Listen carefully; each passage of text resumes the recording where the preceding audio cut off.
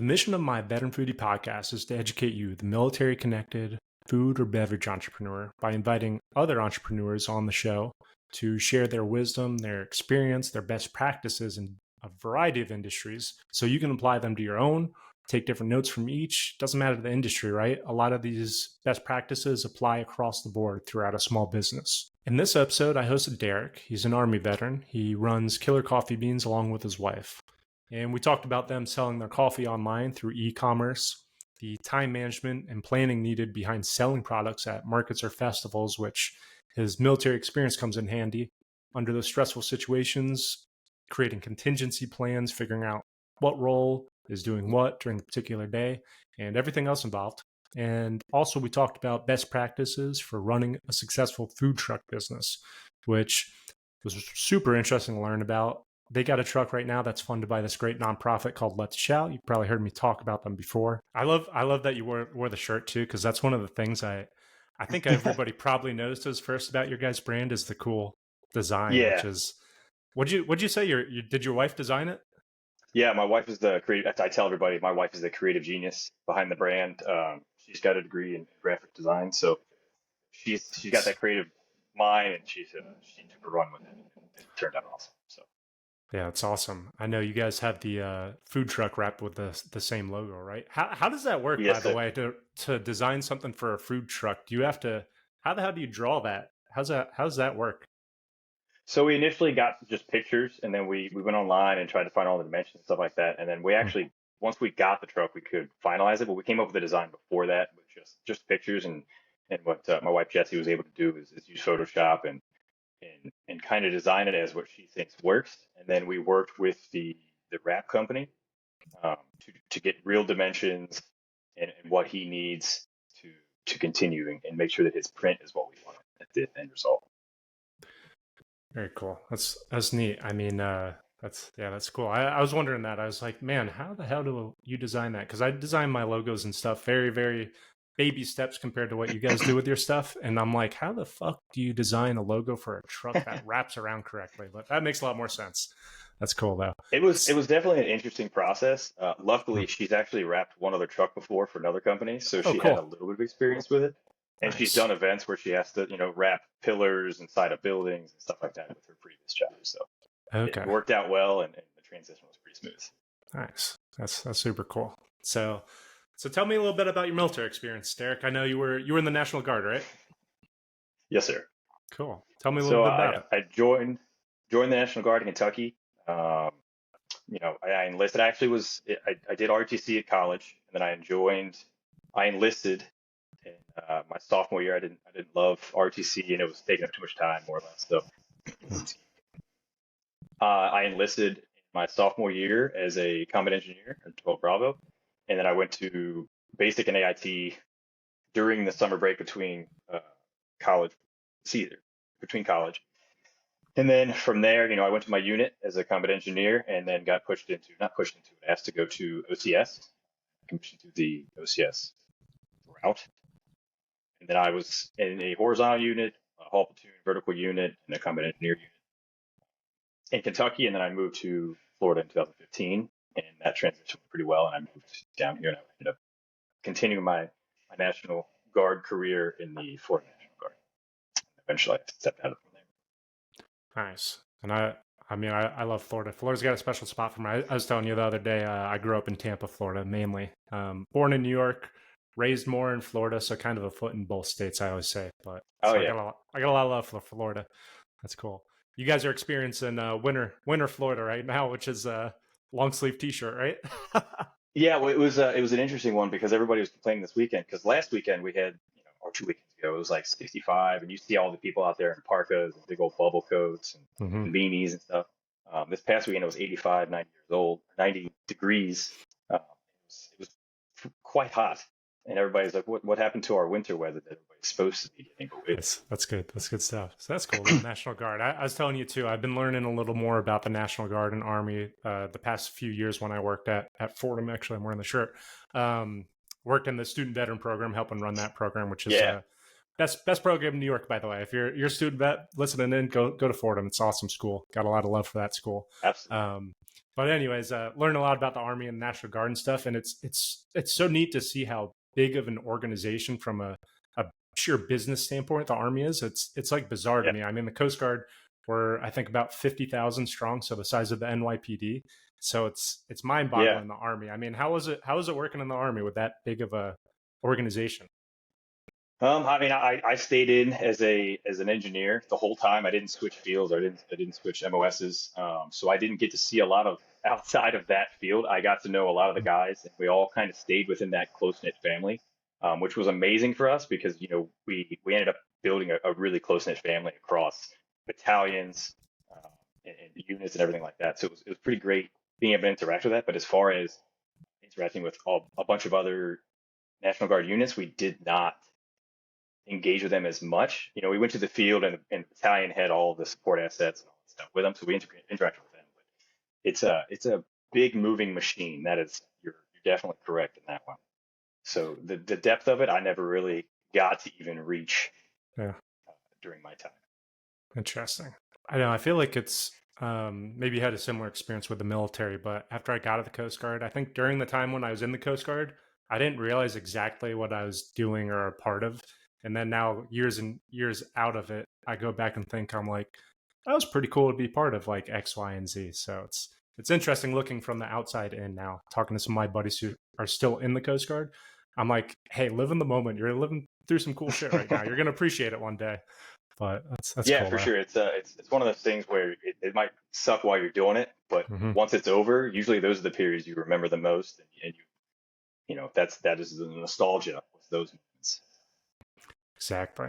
So neat. So all right. So going from the engineering field and the National Guard, OCS, and everything, how'd you land on coffee? How'd that work? So I'm kind of married into it. My wife she's a twin, so her twin sister was in Playa del Carmen, started a coffee shop down there. She had that up and running. It was in Playa del Carmen down in Mexico. She had great coffee. It was a great spot.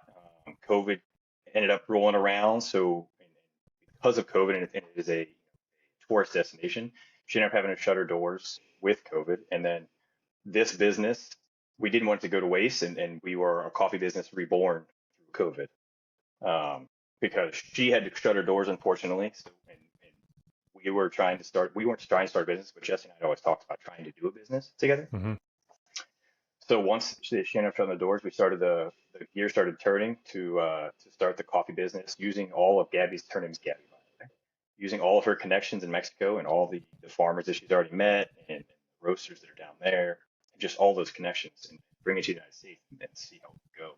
And we opened our doors in 2021, with Gabby and Jesse, learning how to roast. So we started roasting ourselves, and then we started coffee beans directly from the coffee farms, and that was the beginning of it, and we've been running ever since. So when you guys reopened your doors, you said was that a brick and mortar location or was that online? No, no, sorry, I didn't put the air quotes up there. So yeah, when we reopened our doors, we started off online, Okay. store only.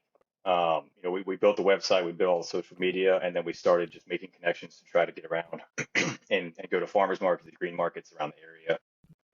So we started those mostly on Friday, Saturday, and Sundays. So, and that's what we still do today. Um, just as an online store, you can go online, you can subscribe, so you can actually do a subscription where you can get coffee every week, every other week, and however long you want to do it. And then you can also see us at coffee. Neat. So I love that you guys started off the online business. It seems a lot of people during COVID went that route, obviously, right? I mean, I know I was living in mumbling my words. I was living in New York City at the time during COVID, and like I don't remember the percentages, but it was a pretty fucking crazy amount of the restaurants and storefronts that shut down. And even without seeing Oh the yeah, statistics absolutely. online and the news and everything, you walk around and it's like a fucking ghost town. Nobody's going anywhere. So that's interesting. So you guys were part of that creating your own playbook during something that people haven't experienced since the depression days of business, basically. So that's really unique in itself. How'd that work selling online? Did you guys just Google, YouTube, everything involved, or did you guys have experience Yeah. selling online prior? Uh, Jesse has been in a few has had her hand in a few things, just Hmm. doing online sales and stuff like that, and she knows a lot of people that are in the industry doing online stuff. Gabby actually has she's a like a web developer, so she can do front end web design. So she understands all that stuff. So it's lucky I kind of landed in a good spot because my wife's a graphic designer, so she can do amazing graphics and amazing artistry stuff. And then my sister-in-law is a web developer, so she can help build the tech side and all that stuff for the website. So it's pretty great. Yeah, during COVID, it definitely was an interesting uh, situation to try to develop and build a business within. And then online, it's all about that organic growth, which I'm sure you are well aware. Organic growth is Mm-hmm. very challenging to do, especially when you're not, you can't really get out and about during the COVID times. Oh yeah, you got to be creative. Yeah, and then Yeah. social media is a whole other beast, but Oh that yeah. that is in itself its own task. So keeping up with that is Mm-hmm. an interesting bout. Oh yeah, absolutely. I mean, your guys' social media is popping. It's great. I look at it all the time. I've been looking at it for a few months or so since I started working with Let's Chow and Jordan Foley over there, and it's always popping up. And especially the bright colors. You know, it's funny. So when I first started Helen's Kitchen YouTube cooking channel and everything, I would wear like I still do a lot probably like black colors or just like Yeah, navy colors or whatever. And my 90 yeah, like 2 year old grandpa's like Steve, what you got to do, you got to wear more colors, man. It'll attract more views. I'm like, thanks, Grandpa. And then so I throw on like a Hawaiian shirt one time, and my video like spiked through the roof, and I was like, man, this motherfucker, he's an old man schooling me. it's all he's not wrong. It's all about the colors, and I got the same conversation because I would say 90% of my wardrobe is Yeah. grays, browns, blacks, and blues. But here I am wearing this, and we've got a couple of shirts. We've got a pink shirt and some yellow shirts that I would have never worn before. But Mhm. it's not wrong. You got to be loud. You got to be creative. And it draws attention. Bring them in. That's great. So talking to So it's definitely more on social media, how many of your sales do you think come from social media compared to just online or word of mouth? Like, is it a big portion? Do you think helps? We get a lot of traffic through social media, yes. Hmm. Most of our sales currently are through like markets and going to the green markets because it's in person. It makes a lot more sense to go that way. Okay. We do see a certain decent percentage that comes from social media. We get more or less the clicks. We get to see the clicks, and Hmm. then sometimes we dive deeper and see what those actually turn into sales and stuff like that. Cool. But social media, it's all about the following though, because you're trying to get a bigger reach, and you always got to try to Hmm. figure out how to extend that even further to get more people uh, to continue to spread the word. Yeah, no, absolutely. That's interesting to hear. So, how's it work getting in different green markets or farmers markets? Has it been an easy route figuring that out, or is it just word of mouth, or you guys just go to each event and build on it? How's that go? That is it's a just reaching out. You've got to be the person that's willing to make the phone calls, um, send emails, send messages on social media, trying to get a hold of those people that are in charge of the event. Sometimes they're difficult because they got hundreds of people trying to find out the same information. Or you just what we ended up doing is we actually went to the markets, the ones we thought were nice, um, and thought we could do well there. We went to those and tried to talk and find the organizer to see, hey, what's the next steps we're in. Um, and a lot of the time, if you're willing to talk to them, they'll say, hey, can you show up next week, or we can fit you in next month. There's a slot, or they put you as kind of like what is called a floater, Hmm. so you fill in slots behind that. But on top of that, I didn't dive into the Let's Chow piece because that's a significant piece of our Hmm. growth, and I'm sure you were going to get there and ask me that question too. Oh yeah, yeah. Let's Chow reached out to us um, December of last year because I have one of my best friends that I went to high school with, and actually middle school and then high school. He and college. Sorry, I'm skipping a whole chunk there. He went through new school in the Navy and he was on subs and he ended up knowing Jordan, and so he kind of put us together, and then Jordan reached out to us in December of 22, and that ball started rolling because we were not even thinking about food truck, but having the support from them because they're all around support us, their experience about the business, just life experience in general, Hmm. and building up from them. And then as of July of this year, they were able to help us out, and they got the truck down to us. We wrapped it. They found all the people that we talked to and communicate with, and we've been on the road since. And even since then, and we went from farmers markets and green markets, and then in this last November, about less than a month ago, we did a professional sports event with the LPGA, which is awesome. That's right. That's right. And for those of you tuning in, Let's Chow is a great company, nonprofit organization run by Jordan Foley, who's an active duty Navy officer. Officers, you guys are all right. You guys are okay. You guys not too bad in my book. But no, but in all It's okay. serious, I can like, feel it. I feel it. but in all serious, I mean, I working at Fordham in the veteran nonprofit space ish, right? A lot of partners. There's thousands of nonprofits out there. There's probably more than a handful, but maybe hundreds that really do something specific and outside the box. And I seriously think Let's Chow is one of those few that you can see what they actually do. I mean, you guys are living proof of it, right? And I think they're at Absolutely. what Yeah. are they at? Five trucks now or something like that? I believe they're at 5 trucks now. Yes. Which is great. I mean, I think I Yeah. was just It's talking to him. outstanding for. Go ahead. Sorry. Yeah, no, not at all. I think they're trying to fund one more truck too by the end of this year. I think that's their latest fundraiser going on. Which, if you're tuned in, support them at letschow.org. They're a great organization. Do a lot of culinary education and everything in between too. I got a chance to see one of their food trucks over in Atlantic City over in Jersey. Hmm. Recently, they invited me to be a judge on. I was telling you a little bit about this MRE Reimagined competition, which is pretty funny Yeah. in itself. But I got a chance to tour one of the trucks, and I think they said it might have been an old mail truck or something like that, basically that they converted into it, which was pretty cool in itself. Which kind of made me think, oh yeah, no shit. There's probably not a specific truck designed to be a food truck. It's from an old truck that's something else before. No, you can get the newer age trucks that are kind of built for it, but those are Okay. very specific to what they're meant to do, and they're dropping a pretty dime on them. Mm-hmm. We got a reused truck. It's an older truck, but it's well versed in the long range. But it had what we needed. It has the generator. It has everything, and it's amazing that they were able to find trucks like that and work it out and then ship it down to us. I can't speak any higher of them. Yeah, no, that's It's great. definitely worth And checking out for those that are listening. He plugged them. Go to them, check mhm, them out. absolutely. And more on the food truck note too in itself. I had one Navy vet on here, Dondi McKellar. He runs a cool organization in New York City where he's working towards making New York City um, vendors a safer spot to provide their services, right? Especially veterans in Okay. particular. Yeah, yeah, yeah. And after talking to him more about it, like I kind of realized before, I bet permits are like a real bitch. They're hard and everything, but him really speaking through it more. How does that all work? How do you guys get permits? How do you figure out where to park? How does all that part of the work? Permits being a bitch is an understatement. Yeah. Just trying to go because every city, every county, you got to go through the state and then the city to try to figure out what you need to do, and then each city has districts within that even to tell you what you can and cannot do. That's another thing that Les Chow's really helped us out. They've made the calls and seen what we need to do. Fire inspections is another thing. So you just got to make sure you're up on all your permits. You have all the correct certifications, which they help with us. Um, and when in doubt, just always call people or email people. They deal with those type of questions every day. Don't just shoot from the hip, which is that's a lesson we learned, which we'll get to. Hmm. We just kept driving on, and sometimes it was just give them a call and ask.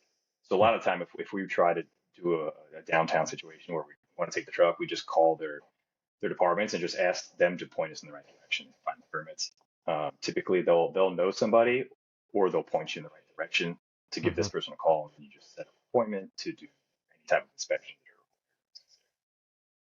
Interesting. Yeah, I've always found that fascinating. Just like, I feel like that's one of the businesses a lot of people might walk by and say, "Oh man, a food truck! Like, how the hell are they parking here?" That's what comes to my mind every single time. So it's interesting to hear how it works out. I forget the stats on it, but I think it's the highest grossing cart is in New York City is one hot dog vendor. I think he owns like two hot dog uh, whatever those cars, like little carts in the same space in Yeah, Central yeah. Park, and he makes some ridiculous amount of money. But I think they like trade on It's really shifts, not so that it's never an surprising. empty space. Yeah, right. But interesting. So before we got into Let's Chow too, we were talking about you guys getting into green markets and farmers markets and stuff like that. How Yes, does sir. that work once you establish a partnership with a market of any kind? Do you have to have maybe like a minimum amount of inventory on hand? What do you need to set up for those kind of events? So there's been a few places we've reached out that they do. they do require to see your numbers, and they want a percentage. They actually want a cut Oh, of your wow. sales, and they want to see the total sales. Those are usually the little fancier ones. Those are the ones that are like, there's one down here that it's inside of a mall. It's an upscale mall. So you could set up those. It's every Saturday and Sunday, but they want to see the percentage of sales, stuff like that, and they have a fee you have to pay. Some of them are fees by event. Some are fees for a year or however long it lasts. So a lot of time it's all about making those connections with the folks, the people that are in charge, um, and just you have to communicate with them that, hey, this is what I sell, and they don't really the smaller ones are like the old fashioned green market farm markets. They don't really require a certain amount of things to be on hand. You're not allowed to leave early. You have to set up early, get there early, and you have to leave after everybody's gone. Is kind of the whole setup. But as far as the inventory goes, no, we haven't had one that requires that type of inventory unless you go to a specific event. Huh, that's interesting. I didn't realize any markets took a percentage. That's good to know for people tuning in. Hmm. But Are yeah, they? be on the lookout for that one. Yeah, small print. Yeah, interesting. Are they competitive to get into? Like, do you have to apply on a long wait list or? Some of them, yes. It is kind of a dog eat dog situation. Hmm. Some event managers or whoever plans it, they will only allow for one type of vendor per market. So let's say like we do a coffee market where there's one coffee vendor allowed, or sorry, one farmer's market where only one coffee vendor is Hmm. allowed. There's another one that has three other ones with us. There's 100 vendors. There's three coffee people inside of that vendor, inside of that whole event. Hmm. For that one that we got into, we did have to do the floating piece for a while. So some weekends we couldn't go because they were full. Other weekends they just kind of shifted us around to a permanent spot. Um, and then the following year we were able to get in there permanently, and we're still going to that one Hmm. every other Sunday. Interesting. So more on that. So I know you mentioned you guys were at the LPGA event. I saw Jordan was over there with you. It Yes, looked sir. like a Yeah, good time too. How do those kind of events work? Do you guys have to make sure you have more inventory than you would think? How do you guys figure out those numbers? How many people you're going to serve? How's that work? Or is it just you go that one was figure it out? that was more or less figured out. That was a lot of Mm-hmm. coordination, and I a lot of times in knowing Jordan, giving him calls and getting his input because he's more or less the one that made the connections and Mm-hmm. talked to a lot of people, and then he pointed me to those folks that would give me more answers. So we called them out, and they gave us an estimate of how many drinks they'll think they'll sell. So then it was on us to try to find where to source the material. That's the biggest thing, is to try to get the materials that you need to to have the drinks ready, all the milks. In that case, we did smoothies. So we did some fruit smoothies with some protein, and just trying to get there and have all the stuff together. Luckily, we were able to find the concessionaire guy there that ran that show, and he was able to hook us up with uh, the other produce. That's probably one of the harder things, was trying to figure out how many drinks you need, and then it's literally like just an ingredients. It's almost like a lab where you know that you need 8 ounces of this, 2 ounces of this, 1 ounce of this, and then if you have an estimate of drinks, you just got to do the math to try to find the Mm-hmm. total. And then it was us sourcing out like, hey, there's a Costco this far away.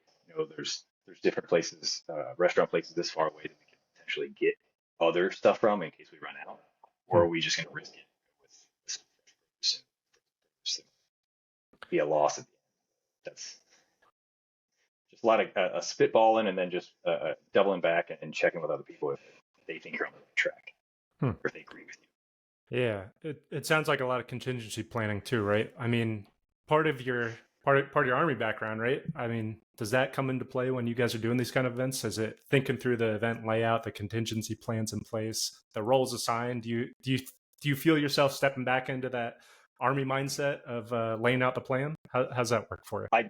I do the backwards planning and time management, which Mm-hmm. officers, anybody that's on here that's been an officer in the military, they knows that time management is said probably 7 times a day. Um, there's a lot of trying to do that time management and then backwards planning of like, hey, this is the end goal, and then just going back and saying what we need to do that are priorities and what needs to happen before we get to this point, and then you have marks that you have to have it done before this point before you can move to the next piece. But I do think the military army background, it helps me deal with some of the grind that it is. I have a note here that says one of the things as a vet specialist, respect the grind. We all know the grind. We all know the long hours. We all know, when it's got to get done, it's got to get done. So I think that definitely, my background in the military helped me play that role. Yeah, that absolutely makes sense. And one of the things when I used to work with a lot of students coming through our program at the university setting, right? You get a lot of people coming out, myself included. When I got out of the military, I don't even know what the hell a resume actually is. Like, what do I put on that? What am I qualified to do? And part of that was telling these students like, hey, you did X, Y, and Z. For example, time management Hmm. under high stress situations. Everybody isn't involved in something like that in their lifetime. They don't know how to react under pressure like that and perform highly to complete a successful mission or business or whatever it may Yeah, be, right? definitely. So it's a huge skill set that veterans bring to the table, just like you were talking about. So that's great to hear a real world example of that happening, right? Um, and I seen Absolutely. you guys got Vegan Dale coming up. Is that right? I saw on your social media. We just did it this past Saturday. Oh, you did. Okay, We just cool, finished that one up on this past Saturday, and that was awesome. another one that we had to try to figure out because they had, I believe, they had record ticket Oh, sales for wow. that one, because they had a live show. They had live musicians, live artists. DJ Khaled was live on there. Oh, cool. Um, so I think they had over 10,000 attendees. So we had to game plan because we got to set up the night before, and then we got to go down there early to make sure we're ready to go. And there's no going out, leaving to go get materials that come back. So that's one of the ones that we had to backwards plan for how many drinks we'd sell. Hmm. What's the best way to make the drinks? Um, because again, it's all up to tent. We were going to get in there with the Let's Shout truck, but we ended up not being able to get in there because they were full on food trucks by the time we got to them. Oh, wow. So we did that one through the tent, but Let's Shout did help us support that one. So what we did for that one is we actually asked for donations for the pay it forward, which I believe Jordan mentioned on your thing. So it did Hmm. $4 on top of their thing or on top of their total, and it goes toward feeding one person in need, or it goes to 15 minutes of training for a veteran in the culinary industry. Yeah, that's incredible. And wow, yeah. So that's another example of Another figuring it thing. out on the fly, right? Yeah. Did you feel better prepared having come from the LPGA tournament? Did you have a more of a mindset, I guess, stepping into it, what to expect a bit, or is it just different in Yeah, total? we did Vegan Dale last year as well. We Okay, cool. definitely it was a mad rush for last year's. It was a mad rush because we were Hmm. not really sure what we were doing, so we had to get a lot of materials, a lot of the the carafes, the things that actually have hold hot coffee and how to make the hot coffee while we're there. Hmm. So that was a lot of lessons learned, and we were able to use a lot of that information, a lot of that experience from last year to go to this year. I definitely think it it made me more comfortable after the logistics of LPGA to do vegan. I was much more comfortable with figuring those out. Nice. That's good to hear. That makes a lot of sense too. Um, Yeah. yeah, that's interesting. So cool. So all right. So rewind. So say you had to start completely from scratch, and you're talking to another army vet who just got out, and they're like, "Man, I love coffee. I want to sell coffee in my neighborhood. Like, what would you do different? You know, what would you tell your younger version yourself?" Just like which I'm sure you dealt with in your at Fordham, it's when you get out of the military or even when you're in the military, it's all about support, right? Trying to build those support blocks. Reach out, communicate, connect, ask questions. Everybody has them, but use everyone else's experience. Everybody's that I've met, so for the most part, is willing to share their experiences and help you figure out what you need to figure out. Um, that's the biggest thing. And then just finding that support chain. That's huge.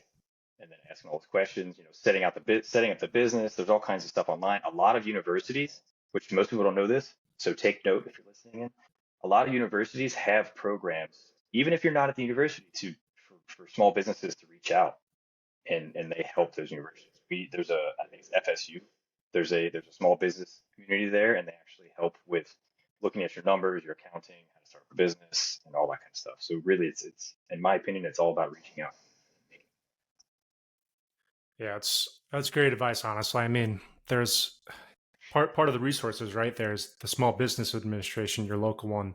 They Mm-hmm. have what's it called, the McNulty Business Center. I think it's part of the SBA where they work specifically with veterans. They offer all kinds of free like marketing programs and stuff like that where you can speak to people. Score is a great one. I've got a great score mentor, super smart guy, really established. Same. We reached out to Score as well. Yeah, it's a great program, right? Great. There's NYU Veteran Future Lab. That's a great one based out of New York City. They've been doing virtual programming. I'm not sure if you're able to or not still, but they have a slew of programs. Syracuse IVMF stands for, what the hell does that stand for? Veterans of Military Family, Institute of Veterans of Military Families. They have a ton of shit. I mean, they're like, if you go on their website, you can see all kinds of cool veteran statistics of veteran business owners and what they do. So anyone tuning in, reach out, get your resources to his point. People are out there for you. So, I mean, that goes hand in hand with my next question, which was basically your advice for MilVet entrepreneurs tuning in, which is exactly that, right? Reach out to other vets too. I mean, absolutely. LinkedIn's another 100%. Great one. Yes. I don't think there's a person out there that's been in my shoes or in your shoes or Jordan's shoes that if somebody reaches out like, hey, I just want to pick your brain, everybody's going to be willing to, because they've been there. They know how it goes. So they're or probably going further beyond. 110%. Absolutely. I mean, if you get some Army vet after that sees what you're doing on social media or something, they hit you up. They're like, hey, I'm an RV vet getting out soon. I want to do X, Y, and Z. Probably 10 times out of 10, you're going to hit them back and say, oh yeah, absolutely. Right. I do the same thing all the time. Yeah, it's great. It's the biggest, smallest community I think there is in the world. I mean, us military veterans, it's a great group. It's a great group of people. It's an unspoken bond. I was talking to my wife about the other day because it seems like you don't even know each other, but if you meet each other, you talk about your military experience, you're automatically best friends, and it's like it's like you've known each other for years. It's pretty amazing. Absolutely. Cool. Absolutely. But well, with all that, how do we all support your business? Where do we find you? What are your websites, your social media handles? Tell everyone. Okay, social media handles are going to be at Killer Coffee Beans. You can go on our social, like us, love us, however that works. I'm not very good at technology, like I've said. You can go on there, see all the amazing stuff that we're out there doing, see where our calendar is, where we're at on events, and where we're going to be located. You can also go to our website, which is www.killercoffeebeans.com. You can order there, and you can subscribe to sampler boxes. Any of our coffee beans are all fresh roasted, and you can enjoy from there. We also got recipe pages. We post write-ups and blogs about different recipes. What's going on in the coffee world? It's great, man. Appreciate your time, Derek. And before we end this call, anything that I missed or you want to go through? No, really just the, let's see, I got some notes in front of me. I'm looking through these notes. Yeah. Not really. I mean, just kind of you got to make something that separates you. That's more advice that I would give. Have a story, have something that separates you from everyone else. It could be the smallest thing in the world, but have something that separates you from the rest of the community. Because no matter what you do, there's going to be competition. Don't be scared of the competition. Dive in. And as we all know, it's embrace the stuff. So dive in and get to it. I think that's all. Yeah. No, that's more great advice, from the marketing perspective. Tell your story, it's interesting, be genuine, right? People enjoy that. It's like meeting somebody in real life. You want to hear a story, not some bullshit sales pitch, So exactly. Makes sense. Cool. Well, Derek, it was a pleasure having you on. Thanks again, man. And Steven, thank you for having me, man. I really appreciate your time. I appreciate what you're doing, and I love seeing the support that you give and throwing it all out there in every direction. It's heard, my man. We appreciate it. Thanks, man. All right, Derek, say hello to your creative wife for us. All right. Oh, my wife's a twin too, by the way. I meant to mention. So we both got twins that are wives. So we're part of a unique. One more connection, class. Yeah. Yes, sir. Exactly. All right, Derek. Take care. But thank you very much. Thanks again.